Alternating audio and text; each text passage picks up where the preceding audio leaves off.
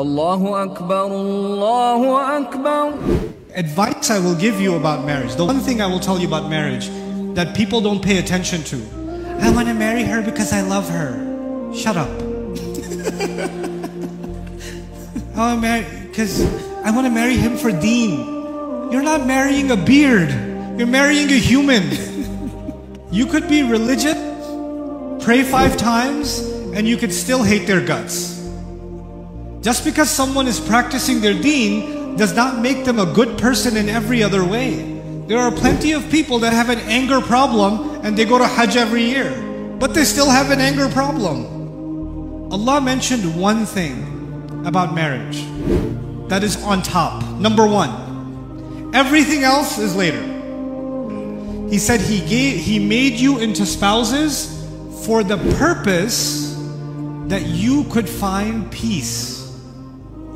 That means when you love someone, but sometimes you can love someone without respecting them.